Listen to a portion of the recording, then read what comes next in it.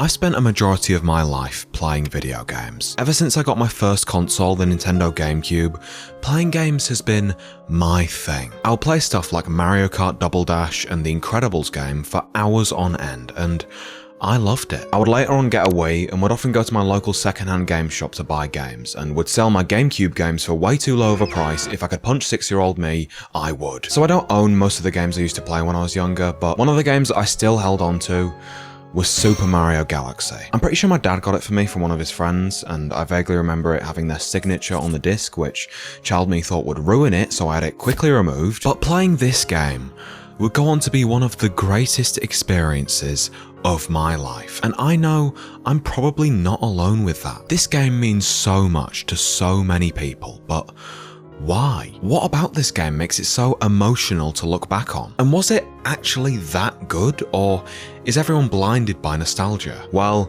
it's time to find out. This is why Super Mario Galaxy changed everything. Okay, so quick rundown. In 1981, Shigeru Miyamoto cooks up a delicious Italian dish called Mario, a plumber that goes Yahoo and sometimes golfs. He becomes the most iconic video game character of all time, makes Nintendo lots of money, happy days. Then, after the release of the Wii, you know, the paperweight at your grandma's house, Nintendo knew they had to make a big Mario game. And I'm not talking about no Mario Kart or 2D Mario game, what are you, 3? No, I'm talking Super Mario 64 level chunkiness, a real big boy. But how could they make this game stand out from the rest? They've already done the whole jumping through paintings thing and then changed things up with jumping through just paint. What should the theme of the next Mario game be? A plumber could survive up there. Super Mario Galaxy began development around 2005, based on a tech demo of way too many Marios called Super Mario 128, which is also the amount of pixels this video has apparently. Through this tech demo, Yoshiaki Koizumi was given the idea of somehow using spherical planets that you could run all the way around in a Mario game. While this seemed like a great idea, himself and others were skeptical, as they didn't even know if it was possible at the time, and wouldn't know how to implement it into a game naturally. However, after 3 months of building a physics system, it worked. And then they realised that if they set the game in space, they could pretty much do whatever they wanted. I'm talking spherical planets. I'm talking platforming that doesn't make sense. I'm talking B Mario. Koizumi said that playtesting this game felt like playing a game like nothing that's come before it. And in November of 2007, Super Mario Galaxy was officially released on the Wii. And funnily enough, it was kinda sorta a life-changing masterpiece. The game was released to critical acclaim, with people calling it an absolute must-own experience. But you know that. You know this game is good. You don't need me to tell you that. But what I am here to tell you is why. Why is this game so good? Why do we remember it so well? And why is it weirdly beautiful? Well, let's find out. Despite its misleading name, Super Mario Galaxy actually contains multiple galaxies. Will the lies ever stop? There are a total of 42 different galaxies in the game that you either access by going into domes or making Lumas obese. And yet, despite there being so many, not one galaxy feels the same. You've got one themed around toys, a desert planet, a lava planet, a surfing level, okay, maybe there's 2 that feel the same, a level that combines fire and ice, a level that contains way too much sugar, a level where you face off against this terrifying skeleton shark that genuinely made me cry as a child, and I can confirm, yep, it still does. Honey Hive Galaxy, Dreadnought Galaxy, Ghostly Galaxy. Is that Luigi? I'm gonna get you out of there, Luigi. It's gonna be okay. The amount of variation and creativity throughout these meticulously crafted worlds is almost overwhelming. There is so much to do in this game, and you'll never really know what you're gonna have to do next. Every galaxy has completely unique challenges, with some being smaller worlds built around one specific level, and some being larger worlds that contain up to 7 different stars, which means that, yep, this game is absolutely huge. For example, in Beach Beach Bowl Galaxy, one minute you'll be swimming around trying to grab a golden shell, and the next you'll be trying to get across this rotating stone obstacle course, while avoiding thwomps and whatever the hell these things are. Then over in Toy Time Galaxy, you'll face off against a toy robot version of Bowser, and then later explore Luigi's body. This giga variety is what truly separates this Mario game from all the rest. Yes, in other 3D Mario games you'll find insanely creative worlds with tons to do, but you're not going to get the same amount of variety in the challenges as you're limited to whatever that world contains. For example, if you're in Rico Harbor in Mario Sunshine, no matter what level you're trying to beat,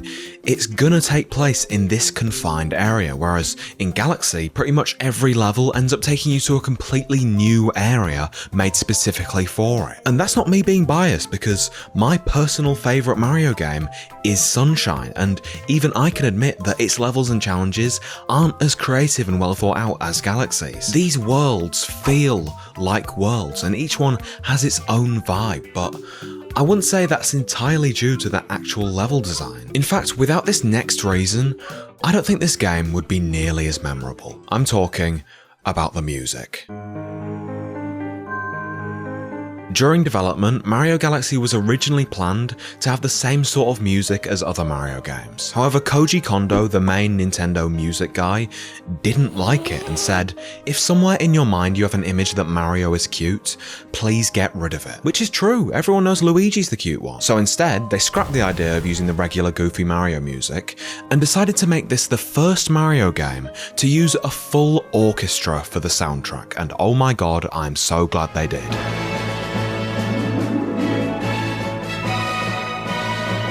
The music in this game takes the experience of playing through it to a whole new level. It is ridiculous how cinematic it makes this quote-unquote kids game feel. At the start of the game you're thrown into the Star Festival and the music is cheerful and royal, yet it has the richness and depth that lets you know immediately that this ain't some baby Mario game where the Koopas go ba ba, look, terrorism. Immediately the score switches into this orchestral version of the iconic airship theme, bum bum ba ba ba bum, as Bowser kidnaps Peach and launches Mario into space. And then as you wake up on an unknown planet, the music becomes gentle and mysterious as you chase these stupid annoying bunnies around. Get back here! The reason why the music in this game is so effective is it knows exactly when to take a step back to fit the ambience. If every single level was royalty-free epic orchestra music, then the game's soundtrack wouldn't be nearly as memorable. For example, when you're in the Comet Observatory, the game's hub, there's a gentle homely theme that plays in the background that actually grows and becomes more grand as you unlock new sections of the hub, eventually becoming a full orchestral piece. You've of course got Gusty Garden Galaxy, which has by far the most iconic music in the game. Everyone loves this one, and clearly Nintendo does too, they've reused it like 50 times. But it's for good reason, this track is absolutely beautiful, and I love the way it swells as you drift across the galaxy on flowers, and then have to catch more bunnies, oh come on! Boy Base Galaxy has only 2 stars, and yet they created this absolutely insane piece of music that honestly sounds like it could have been for the final level. Something I really like about this one is that when you go underwater, the instruments actually change to more watery ones. You've got Deep Dark Galaxy that hits you with the yep, okay, no thanks. And then you've got the library, where you first get this very simple, mysterious ambience, and then when Rosalina starts telling her story, you suddenly get this really emotional lullaby music that, paired with the surprisingly sad story being told, makes this one of the most iconic parts of this game. And that brings me on to my final reason as to why I think this game is so perfect. The emotional adventure it takes you on. You start off Mario Galaxy alone in the vast emptiness of space. You've just had your date ruined by an angry turtle and now you're stuck here. But then you meet Rosalina and the Lumas, who basically say, if you help us, we can help you type shit. And then as you progress through the game exploring strange new worlds while learning how to best overcome the challenges you're faced with, the observatory grows stronger as more and more Lumas show up. Then once you've gotten enough stars and have enough power, Rosalina takes you to the center of the universe where Bowser is keeping Peach, but also slightly more importantly, trying to make his own galaxy and take over the universe. I wonder which one Mario cares about more. the prick. Then, after you get past this absolutely insane level that throws pretty much everything at you, you have to use everything you've learned as you play the game in order to reach Bowser. And then, once you've defeated him 3 times, wow, Nintendo really switching things up here, he falls into the lava and you never actually see Bowser again in any of the games. This is his canonical death. Oh, come on. But uh-oh, looks like Bowser might need to make a call. He's made a black hole. But right before the most un-Mario game looking black hole destroys the entire universe, all the Lumas that Mario had saved, including the one that's been in your hat the whole game, sacrificed themselves and reset the universe. Mario wakes up in the Mushroom Kingdom where the events of the game never happened, and he's the only one that remembers anything. This alone is a really interesting ending, especially for a Mario game, but putting that aside, I think it has a more important meaning behind it. Through Rosalina's storybook, you learn that she lost her mother at a young age, but the Lumas helped her move forward and became her new family, and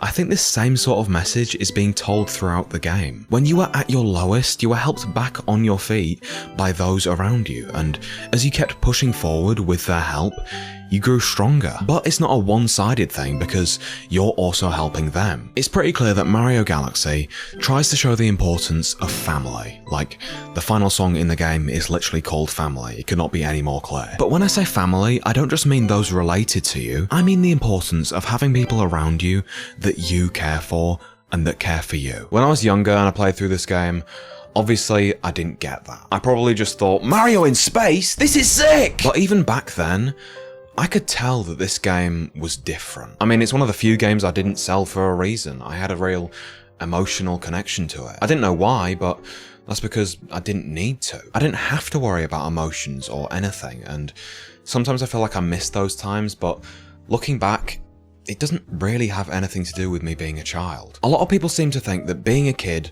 automatically means that you just didn't have to worry about anything. But that wasn't because you were a kid.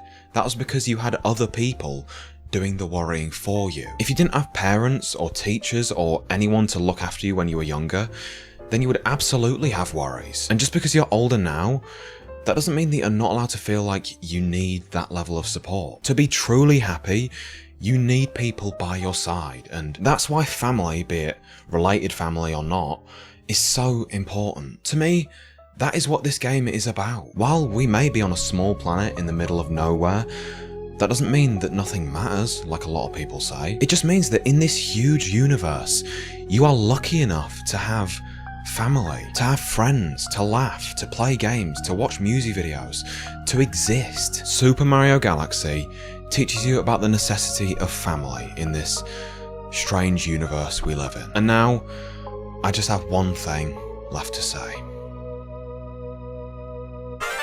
Look, you can play as Luigi.